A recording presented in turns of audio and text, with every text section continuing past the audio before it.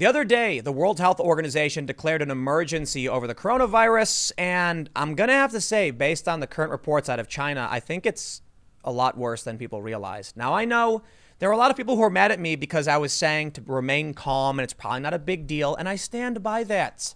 You're never benefiting anybody by freaking out.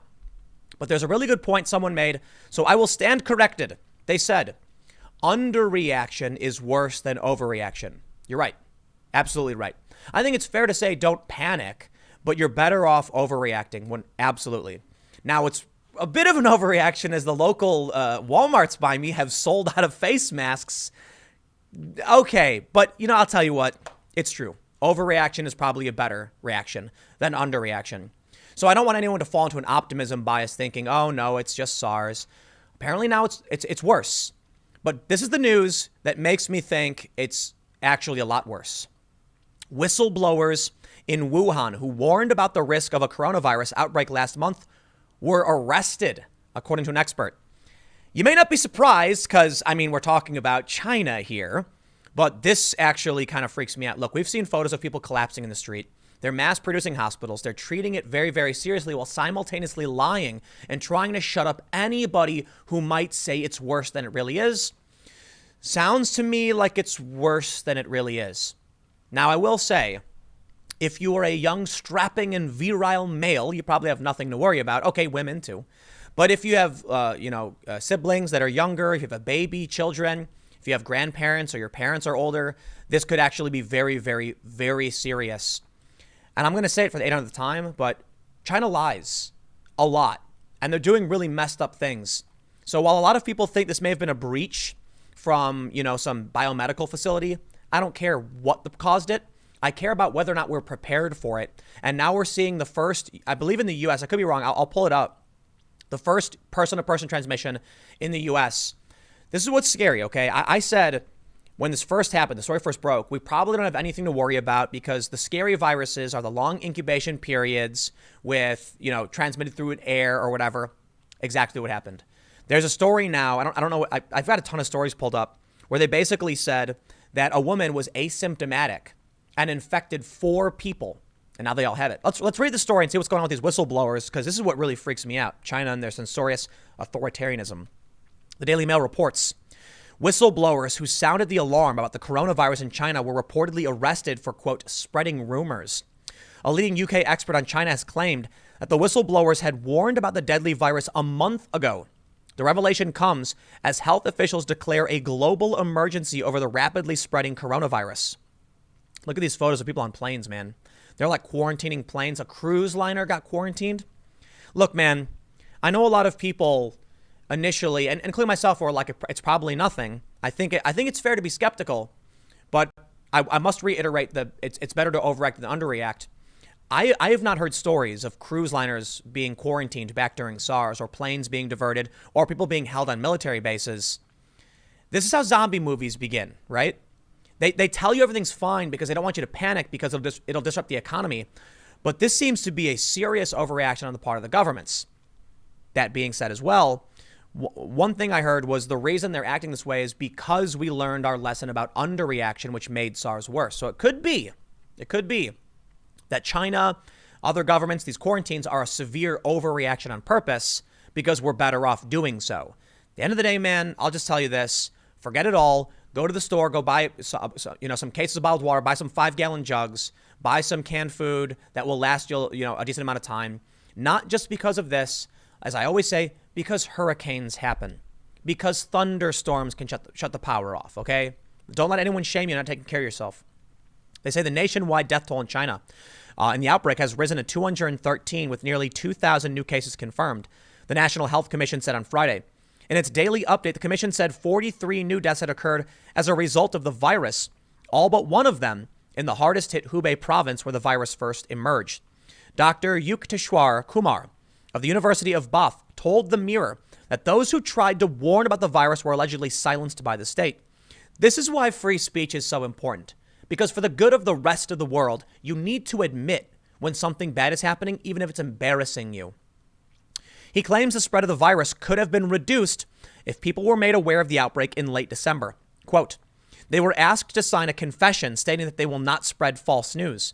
If they had taken steps earlier, the situation could have been better because they did know about it, Dr. Kumar told the publication. People could have been made aware in late December. The authorities could have stopped people traveling earlier. I highly appreciate the efforts made by the government of China in locking down the whole city. However, if they'd listened to the advice of these 8 people and some scientists, the situation would have been perhaps better. A legal document obtained by Dr. Kumar reportedly appears to be signed and fingerprinted by citizens promising not to discuss the outbreak. Why? That's crazy. That's crazy.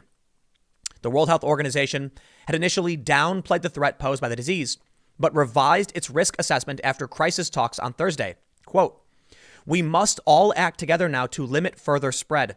We can only stop it together."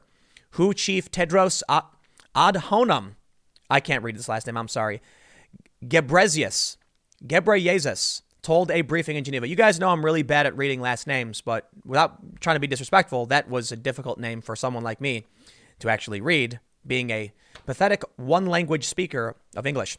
Tedros nevertheless said travel and trade restrictions with China were unnecessary to stem the spread of the virus, which has now been confirmed in more than 15 other countries across the globe.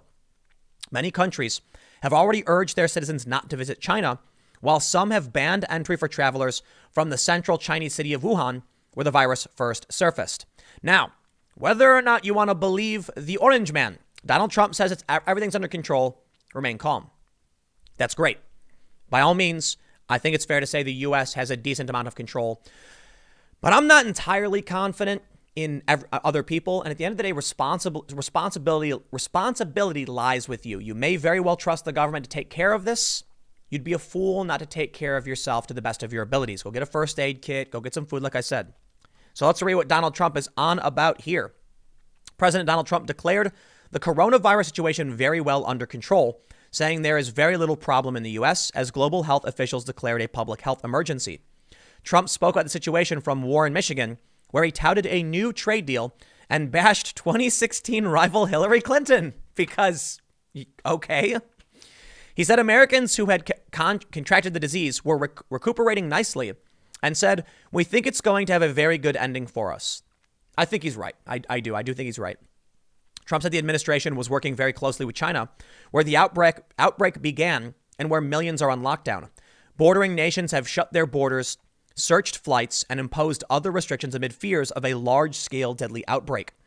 "We think we have it very well under control. We have very little problem in this country at the moment." 5. Trump said during his remarks Thursday afternoon, those people are all recuperating successfully. He said he and his team were working very strongly with China. The president added, "Hopefully, it won't be as bad as some people think it could be." Agreeable sentiment.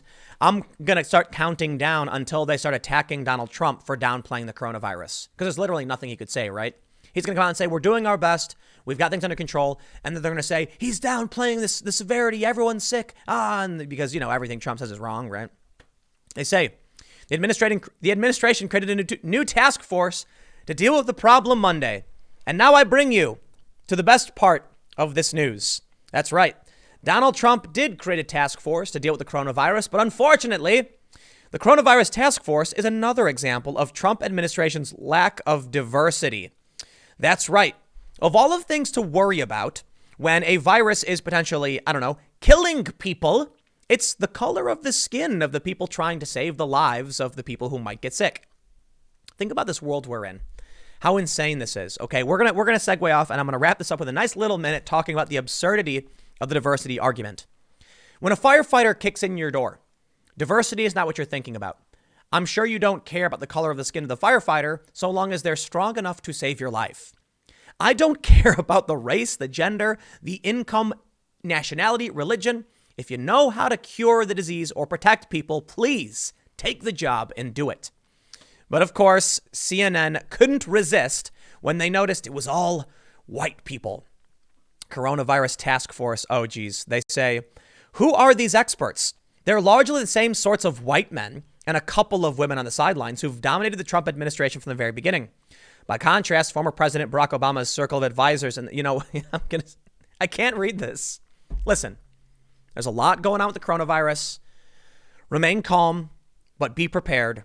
Trust but verify. Trump says things are under control. Don't always take the government's word for it. Do right by you. Ignore CNN. This is disgusting and pathetic. CNN, what is wrong with you?